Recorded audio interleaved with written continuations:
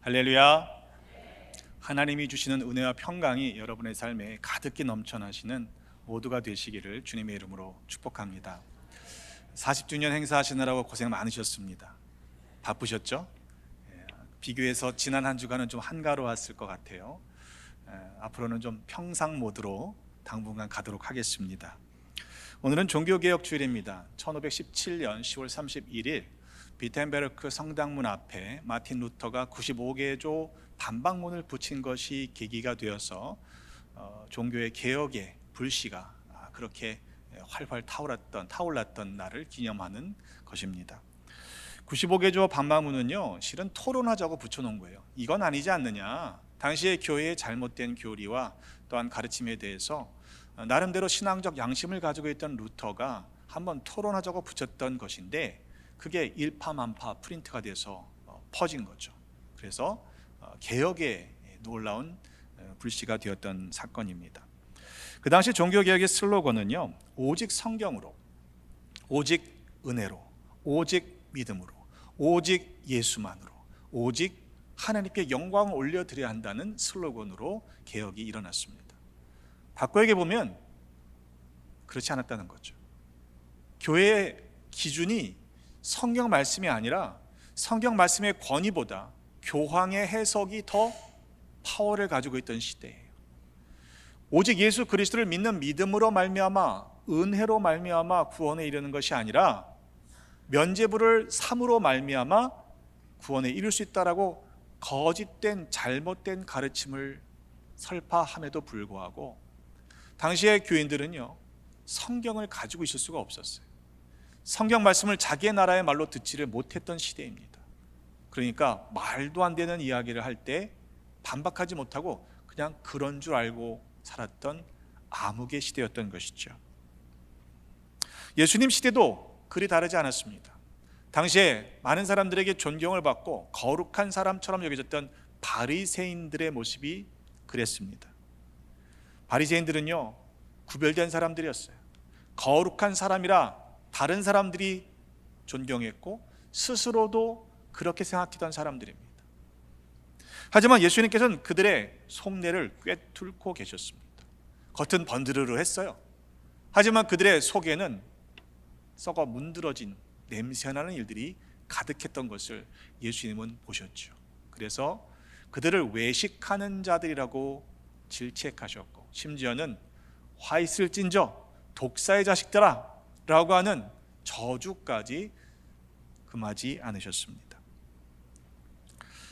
마태, 마가, 누가복음 세 복음서를 공관복음이라고 얘기하는데, 그것은 시대의 흐름을 따라서 시간적인 역사적인 순서를 따라서 기록되었기 때문입니다. 반면에 요한복음은 조금 다른 구성을 가지고 있죠. 이 공관복음서에 의하면 예수님의 공생의 마지막 때에 예루살렘 성에 들어가시면서 하신 일이 뭐냐면 성전을 정화하신 사건이에요. 성전 안에 들어가셔서 성전에서 매매하는 자들의 상을 뒤엎으시는데, 비둘기를 파는 사람들의 의자를 둘러 엎으시고, 그리고는 환전하던 상의 사람들의 상을 엎으셨습니다. 그리고는 뭐라고 말씀하시냐면, 내 아버지의 집은 만민이 기도하는 집인데 너희들이 강도의 소굴로 만들었다고 아주 질책하셨어요. 성전 안에서 일어난 일입니다. 성전 세를 내기 위해서 환전하던 사람들이에요. 비둘기로 재물을 바치겠다고 흠없는 재물을 판매하던 성전의 관리들입니다. 아무도 그때까지는 예수님이 그렇게 행하시기 전에는 이의를 제기한 사람이 없었어요. 왜? 그들의 일상이었거든요. 그렇게 해도 된다고 생각했고, 뭐가 문제냐라고 여겼던 것입니다. 하지만 그들의 한번 입장을 바꿔서 생각해 보면 어떨까요? 아니, 예수라는 사람이 뭐 좀 대단한 사람인 것 같긴 한데, 소문을 듣자 하니 놀라운 일들을 행한 것 같기는 한데, 아니 왜 갑자기 행패야? 그렇죠? 장사하고 있는데, 환전하고 있는데 와서 자기들의 상을 뒤엎는 거예요. 비둘기를 내쫓는 거예요. 무슨 자격으로 그런 소란을 피우고 있는지 불만이 가득했을 것입니다. 마가복음 11장 18절의 동일 본문에 보면요, 서기관들과 대제사장들이 그 이야기를 듣고요, 예수를 죽일까 꾀했다고 그랬어요. 그럴 만한 사건이었다는 것이죠. 반면에 요한복음의 말씀은 이것은 시대적인 순서를 조금 고려하지 않은 중요한 메시지를 담고 있는데, 예수님의 공생애의 초기에 요한복음 2장에 이 성전 정화 사건이 등장합니다. 그때는 규모가 좀 더 커요. 성전 안에서 소와 양과 비둘기 파는 사람들과 돈 바꾸는 사람들이 앉아 있는 것을 보시고 노끈으로 채찍을 만들어서 때리시면서 소와 양을 쫓아내십니다. 그냥 그 장면을 한번 상상해 보시면 난리도 아니었을 것입니다. 사람들은 예수님을 바라보면서 정신 나간 사람이라고 얘기하지 않았겠습니까? 만일 성전 정화의 사건이 공관복음서에서 일어났던 예수님의 공생의 마지막에 일어났던 사건과 또 요한복음의 2장에 나오는 공생의 초기의 사건에 일어난 두 번의 사건이라고 가정한다면 해석이 좀 달라져요. 실제로 학자들 중에는 이것이 두 번의 사건이라고 이해하는 학자들도 있습니다. 자, 그 말은 요한복음의 공생의 초기에 일어났던 그 성전 정화의 사건을 하셨음에도 불구하고 3년의 세월이 지나는 동안에 성전 안에서의 돈 바꾸는 일과 비둘기 재물 파는 일은 그대로 진행되었다는 이야기겠죠. 바꿀 생각을 아무도 하지 않았다는 거예요. 그 사람들은 어떻게 했을까요? 엎어진 상을 도로 세우고 도망간 소와 양과 어지럽게 날아다니는 비둘기를 잡아오느라고 뛰어다니면서 불평을 했겠죠. 예수가 뭔데 우리 이렇게 힘들게 하느냐고 거친 욕설을 내뱉었을 것 같습니다. 그럼에도 그들은 자신들이 하던 일을 전혀 바꿀 생각이 없었을 것입니다. 예수님의 이 초기 사역으로 기록되고 있는 요한복음의 말씀을 제외하더라도 공관복음서의 말씀만 가지고 봐도 그래요. 성전을 정화하시는 그 예수님의 이야기를 듣고도 행위를 보고도 그들은 그대로 자신들이 하던 일을 계속했을 것입니다. 왜요? 자신들은 옳고 예수는 틀렸다라고 여겼을 것이기 때문입니다. 비둘기를 제물로 드리는 사람들은요, 흠없는 제물을 드리기에 비둘기를 사야만 했던 가난한 백성들이었어요. 가난한 사람들을 착취하면서도 전혀 죄책감을 가지고 있지 않던 성전의 관리들입니다. 성전세를 환전하면서 폭리를 취해서 자기의 배를 배부르게 했던 성전의 관리들은요, 부끄러움도 몰랐던 사람들이에요. 그런 시대에 예수님께서는 오늘 비유를 말씀하시는데 분명한 대상을 정해 주십니다. 자기를 의롭다고 믿고 다른 사람들을 멸시하는 사람들에게 주신 비유였습니다. 두 사람이 등장하죠. 바리새인과 세리들인데 두 사람이 모두 기도하러 성전에 올라갑니다. 말씀드린 것처럼 바리새인은요, 존경받던 사람들이에요. 스스로를 거룩하게 구별하여 그렇지 못한 사람들과 자기들을 따로 분리했던 사람들입니다. 반면에 세리는 사람 취급받지 못했습니다. 당시에 로마 제국의 압제하에 있던 이스라엘 백성들의 입장에서는요, 로마에게 세금을 바치는 일을 이 세리들이 감당했는데 그 자리 차지하려고 백성들에게는 3배, 4배의 세금을 걷어들여서 일정량만 로마에 바치고 나머지는 폭리한 것은 자기의 부를 축적하는 일을 위해 했던 사람들이 세리였거든요. 그러니까 로마의 앞잡이로 여겨졌기 때문에 그들은 죄인 중에 죄인이었습니다. 이러한 바리새인들은 세리와 바리새인들이 있는데 이 두 사람이 기도하는 모습을 예수님께서는 비유로 말씀하시는데, 바리새인은 서서 따로 기도합니다. 하나님이여, 나는 다른 사람들 곧 토색, 불의, 간음하는 사람들과 같지 않습니다. 이 세리와도 같지 아니함을 감사합니다. 나는 일에 2번씩 금식하고 그리고 또 소득의 11조를 드립니다 라고 기도하고 있습니다. 아니, 율법이 규정한 것, 요구하는 것 이상의 의무를 감당하는 사람이었어요. 그러니까 칭찬받아야 맞죠. 예수님의 말씀에도 마태복음 23장 23절에 박하와 회향과 근처의 11조를 드리는 외식하는 사람들을 비판하세요. 여러분, 향신료를 11조를 드리는 거예요. 얼마나 철저한 사람들입니까? 조미료의 11조를 드렸던 사람들입니다. 바리새인은요, 성전에 기도하러 올라올 때 이 세리가 함께 올라왔다는 것 자체가 기분이 나빴을 것 같아요. 그래서 따로 서서 기도했을 것입니다. 행위로만 따져본다면 바리새인이 잘못한 것이 없습니다. 바리새인은 다른 사람들과 비교할 때 율법이 금했던 죄를 짓지 않았기 때문입니다. 그래서 바리새인은 감사합니다. 반면에 세리는요, 멀리 섰어요.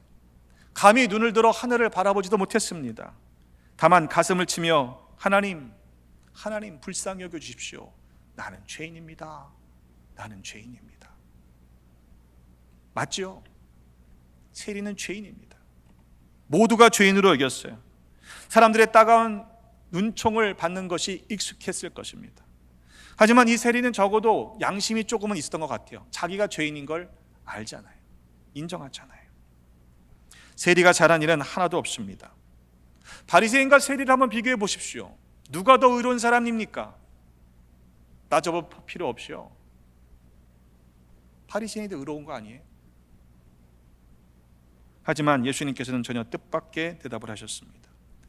내가 너희에게 이르노니 저 바리새인이 아니고 이 세리가 의롭다 여김을 받고 그의 집으로 내려갔다. 아니, 이런 경우가 또 어디 있습니까? 왜 예수님은 의롭게 행했던 바리새인이 아니라 그저 하나님 앞에 불쌍히 여겨달라고 했던 세리를 더 의롭게 여기신 것일까요? 바리새인은 기도하러 성전에 올라갔지만 실상은 세리와 자기를 비교하면서 자신이 스스로 의롭다는 것으로 기도를 채웠습니다. 그리고 자기가 저 세리보다 훨씬 나은 사람이라고 믿었습니다. 그것으로 끝나지 않았죠. 그 세리를 멸시했습니다. 바리새인의 기도는 기도의 방향이 하나님을 향한 것이 아니었다는 거예요. 예수님께서 산상수훈 가운데 말씀하시기를 마태복음 6장 5절에 보니 너희는 기도할 때 외식하는 자와 같이 하지 말라. 그들은 사람에게 보이려고 회당과 큰 거리 어귀에 서서 기도하기를 좋아한다라고 말씀하셨어요. 외식하는 사람들은요, 사람들이 기도를 어떻게 들을까에 관심하는 거예요. 내 기도를. 그래서 사람들이 야, 저 사람 기도 잘하네 라고 하는 칭찬을 받을 때 기분이 우쭐해지는 거죠. 그게 그가 받을 상 전부다. 하나님께 드려서 하나님이 기도에 응답해 주실 것을 받아야 상이 되는데 그렇지 못하다는 말씀입니다. 반면에 세리는 성전에 올라가서 하나님 앞에 홀로 섭니다. 그 누구와도 비교할 생각이 없어요. 하나님의 거룩하심 앞에 나아가니 자기의 진짜 모습이 드러나는 것 아니겠습니까? 옆 사람과 자신을 비교하는 것이 아니라 하나님의 거룩하심 앞에 나를 비춰보고 내가 얼마나 죄인인지를 자복하고 있는 것이죠. 나는 죄인입니다. 나를 불쌍히 여겨 주십시오. 그는 어떤 것으로도 자기가 의롭게 될 수 없다는 사실을 시인했습니다. 하나님께서 자신을 불쌍히 여겨 주셔야만 한다는 사실을 알고 있었기 때문입니다. 이 불쌍히 여겨 달라는 단어는요, 속죄와 관련된 단어입니다. 속죄일을 가리키는 단어이기도 해요. 그 세리가 구했던 기도는, 불쌍히 여겨달라는 기도는요, 자신의 죄를 용서해달라고 하는 속죄의 기도였다는 것입니다. 나는 이 약속을, 하나님 나 이 기도 들어주시면 그러면 어떤 거창한 일을 하겠습니다 라고 약속하지 않았어요. 하나님이 들으실 만한 아주 미사옥으로 아름답게 포장된 기도도 아니었습니다. 그는 그 기도를 드리면서 자신이 의롭게 여김을 받을 것이라고 조금도 기대하지 않았을 것입니다. 그저 세리는 하나님 용서해 주세요. 속죄의 은혜를 허락해 주세요. 그 피로 말미암아 내 죄를 용서해 주세요라고 간청했던 것이죠. 세리의 기도는요, 철저하게 하나님 앞에서 하나님을 향한 기도였다는 말입니다. 바리새인은요, 자기의 종교적인 행위로 인해서 자기가 의롭다라고 믿었어요. 이와 달리 세리는 죄인인 자신을 긍휼하게 여겨주시는 하나님을 믿은 거예요. 그것이 하나님께 기도하는 사람의 모습이어야 합니다. 다른 옆에 사람 의식할 이유가 전혀 없는 것이죠. 전에 섬겼던 교회는 장로님들이 많지 않으셨기 때문에 대표 기도를 할 때 우리 교회처럼 장로님들의 순서를 맡아서 하시지 않고 성도님들이 돌아가면서 기도를 하셨어요. 기관 헌신 예배를 드릴 때나 이렇게 특별한 순서들을 맡아서 권사님들이 대부분 기도를 하셨는데, 평생에 대표 기도를 한 번 할까 말까 하잖아요. 얼마나 두렵고 떨리는 마음으로 기도를 하시겠어요. 근데 지난 목회들을 쭉쭉 돌아보면요, 그 대표 기도가 참 다양해요. 어떤 기도는 따지는 기도가 있어요. 대들어요. 하나님, 이럴 수 있습니까? 어떤 기도는 가르치는 기도래요. 어떤 분은 시조를 읊으시더라고요. 하나님 앞에서 기도할 때 굳이 성경 구절을 암송할 이유는 없다고 저는 생각합니다. 그래서 제가 예배당을 건축하고 난 이후에 예배 세팅들을 만들면서 기도대를 만들었어요. 대표 기도대. 여러분 닐러를 보신 적 있을 겁니다. 기도할 때 무릎을 꿇는 거예요. 그리고 기도하시는 분이 방향이 제단을 향해서, 십자가를 향해서 무릎을 꿇게 했습니다. 그랬더니요,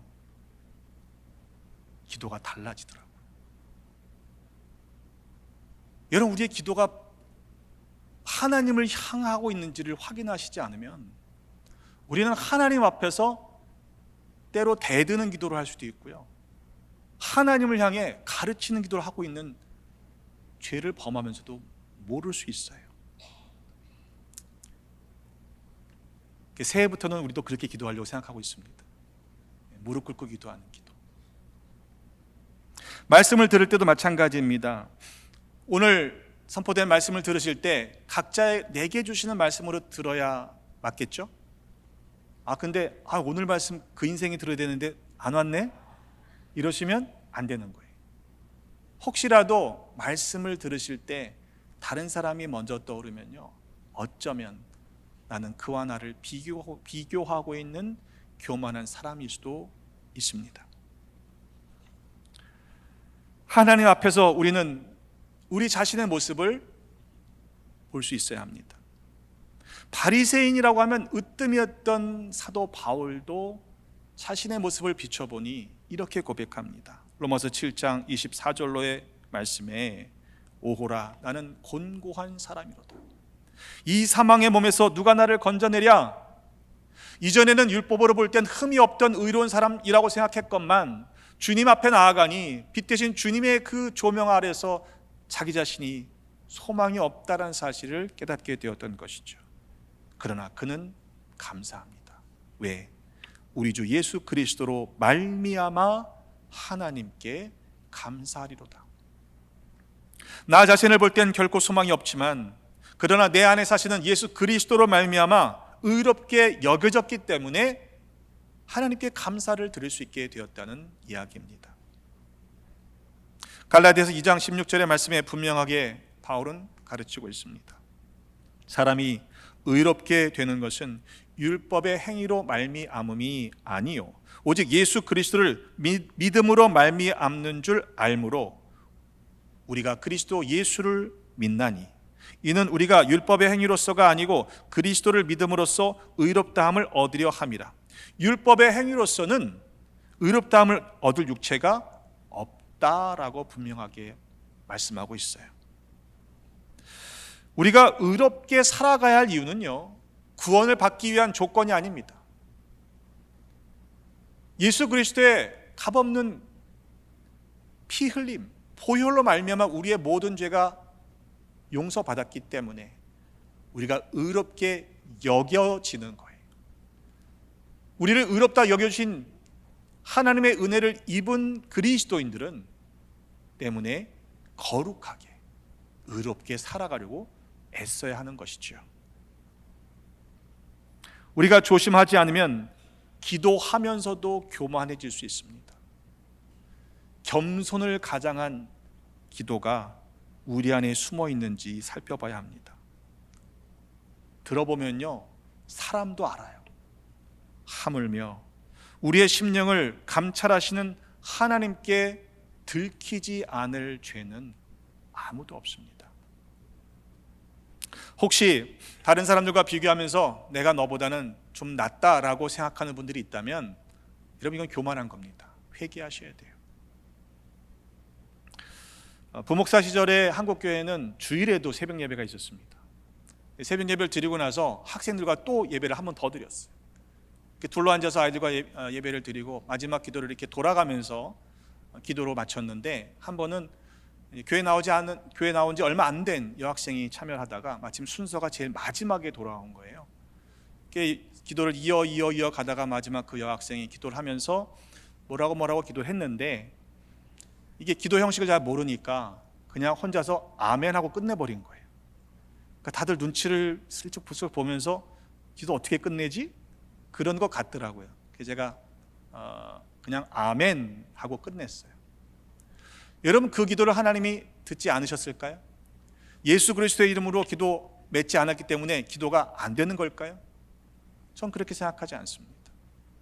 그렇게 떨리는 목소리로 하나님 앞에 순전한 기도를 드렸던 그 학생의 기도를 하나님이 왜 듣지 않으시겠습니까? 기도를 부탁하면 꺼리시는 분들이 있어요. 저 기도 잘 못해요. 아마 부담이 되셔서 그런 말씀하시겠죠. 잘하는 기도는 어떤 기도일까요? 여러분, 다른 사람들이 듣는 것이 부담스러워서 내가 기도를 잘 못한다고 한다면 우린 기도의 방향이 하나님을 향하지 않은 것일 수 있습니다. 이민 목회 초기에 한 번은 교인들과 친교를 나누는데, 자그마한 공동체였으니까 한 60대신 남자 집사님께 그냥 불쑥 미리 말씀 안 드리고 식사 기도 좀 하세요 그랬더니 버럭 화를 내고 나가시더라고요. 제가 당황을 해서 저분이 왜 화를 내시지? 나중에 알고 보니까 사람들 앞에서 기도해 보신 적이 없는 거예요. 근데 감사한 건요, 이분이 농사를 지으셔서 도시에 있는 한인 마켓에 이렇게 파는 삶을 사셨던 분인데, 고객이 많잖아요. 그렇죠? 전도사님도 계시고 장로님도 계시고, 가서 물어봤대요. 기도 어떻게 하는 거냐고, 알려달라고. 책을 사서 이렇게 식사기도 노트를 만드셨어요. 그래갖고는 그거를 성경책 안에 넣어놨네. 그래서 제가 혹시 식사기도 하실래요? 그랬더니 하시더라고요. 보고 읽으시는 거예요. 근데 그 식사기도가 계속 똑같아서 그렇지, 전 그 기도 받으셨을 것이라고 믿어요. 여러분, 식사기도 때는 식사기도만 하시길 바랍니다. 평상시 못했던 기도 다 몰아서 세계 평화를 위해서 막 기도하시면 되는데, 그래도 식사기도는 식사기도만 하세요. 종종 보면 기도가 안 된다고 하시는 분들이 있습니다. 여러분, 기도는요, 되냐 안 되냐가 아니에요. 기도는 하는 거예요. 여러분, 숨이 안 쉬어질 때는 몸에 이상이 있는 겁니다. 그렇잖아요. 여러분, 호흡을 의식하고 하세요. 호흡을 의식하는 순간 내 몸에 이미 이상이 있다는 신호죠. 영적인 기도, 영적인 호흡이 의식되는 순간 이미 나는 영적으로 건강하지 않은 상태라는 이야기입니다. 쉬지 말고 기도하셔야 돼요. 하는 거예요. 안 될 때도 하십시다. 나와서 하셔야 돼요. 골방에 들어가서 하셔야 돼요. 여러분, 상황과 형편을 핑계 삼지 마시고, 여러분이 나올 수 없는 형편이라면 골방을 만드셔서 기도하시기를 바랍니다. 이민 초기에 그 교인들이 이민을 오셔서 미국 오니까 너무 좋다고 하는 것 중에 하나가 뭐냐면 집에 클로짓이 있잖아요. 골방이 생긴 거예요. 한국은 쉽지 않습니다. 그 골방에 들어가서 기도하는 것이 너무 좋다라는 이야기를 하신 기억이 있습니다. 야고보서 4장 6절의 말씀, 그러나 더욱 큰 은혜를 주시나니 그러므로 일렀으되 하나님이 교만한 자를 물리치시고 겸손한 자에게 은혜를 주신다고 말씀하고 있습니다. 만약 우리가 은혜를 받지 못한다면요, 그건 내가 겸손하지 못하기 때문일 수 있어요. 여러분, 겸손해지면요 어린 아이들에게도 배울 교훈이 있습니다. 예수님 말씀하십니다. 무릇 자기를 높이는 자는 낮아지고 자기를 낮추는 자는 높아지리라. 우리 더 낮아질 수 있는 겸손한 믿음을 가지시기를 주님의 이름으로 축복합니다. 빌립보서 2장 3절의 말씀에 아무 일에든지 다툼이나 허영으로 하지 말고 오직 겸손한 마음으로 각각 자기보다 남을 낮게 여기고 그랬어요. 받침이 쉬우셔요. 남을 낮게 여기시면 안 되는 거예요. 다른 사람의 기도를 들으며 평가하고 판단하고 정죄하기보다 우리 모두가 먼저 하나님의 긍휼하심을 구하는 기도를 드리십시다. 그것이 하나님이 옳다 여기시는, 들으시는 기도이기 때문입니다. 아버지 친구분 중에 아주 오래전부터 알고 지내는 목사님이 계십니다. 은퇴를 하셨는데 제가 어렸을 때부터 저를 잘 아시는 분이세요. 그래서 전화를 집에다 하시면 큰아빠다 이렇게 저를 부르셨던 그런 목사님이십니다. 은퇴하신 후에 미국에서 목회하는 아들 집에 잠깐 머무셨을 때 제가 그 지역을 지나가다가 한번 식사 대접을 한 적이 있습니다. 좋은 식당에 모시고 가서 대접을 하는데 그냥 국밥 하나 시키시더라고요. 그래서 왜 좋은 걸 안 시키시냐고, 괜찮다, 이거면 충분하다 그러면서 축복 기도를 해주시는데 하나님 그러시는 거예요. 어떤 미사오구가 하나도 없었어요. 그냥 하나님 그러시는데 제 가슴이 쿵 내려앉더라고요. 저는 그 하나님이란 이름에 그런 무게가 담길 수 있다는 걸 그때 참 절실히 경험했습니다. 장황하게 미사오구를 붙이지 않아도 충분했습니다. 하나님 그러시는데 야, 나는 언제 저런 기도를 올릴 수 있을까 부러워했던 적이 있어요. 여러분, 종교개혁주의라고 해서 뭔가 대단한 개혁이 일어날 것을 기대하지 않습니다. 내 안에서 여러분 한 분 한 분의 삶에서 자그마한 변화가 일어나지 않으면 여러분 어떻게 가정이 바뀌고 어떻게 교회가 바뀔 수 있겠어요? 예수 그리스도의 십자가의 공로가 없다면 우리는 결코 의로워질 수 없는 죄인입니다. 우리가 무엇이길래 옳고 그름을 따지고 비판하고 정죄하는 그런 일에, 시비를 가르는 일에 우리의 인생을 허비해서야 되겠습니까? 하나님 앞에서 우리의 교만을 회개하고 겸손해지십시다. 만약 우리가 이 은혜를 아는 사람들이라면 이미 우리 안에는 개혁이 시작되어야 맞잖아요. 그죠? 다른 사람을 바꾸기에 빠르기보다 내 안에서의 이 작은 변화가 시작되었다면 나를 통해서 가정이 바뀌고 우리를 통해 교회가 더 아름답게 하나님 보시기에 세워져 갈 줄로 믿습니다. 내 중심을 하나님 앞에 들킬 때 하나님이 의롭다 여기시는 믿음의 사람들로 살아가십시다. 하나님 앞에 설 때에 우리 부끄럼 당하지 않았으면 좋겠어요. 이번 한 주간 하나님이 우리를 변화시키시기를 기대하며 성령님의 역사하심에 우리의 인생을 맡겨드리는 거룩한 삶을 살아가시기를 주님의 이름으로 축복합니다. 아버지 하나님, 언제나 우리의 기도에 가장 좋은 것으로 응답해 주시니 감사드립니다. 예수 그리스도의 보혈로 우리의 죄를 깨끗이 씻어주시고 의롭게 여겨주셨으니 감사드립니다. 그러나 겸손하지 못할 때가 많았습니다. 형제를 멸시하고 판단하고 정죄했던 교만을 회개하오니 용서하여 주옵소서. 우리를 불쌍히 여겨 주시옵소서. 주님의 거룩하심을 닮아가는 모두가 되게 하여 주옵소서. 믿음의 주여 우리를 온전하게 하시는 예수 그리스도의 이름으로 축복하며 기도하옵나이다. 아멘.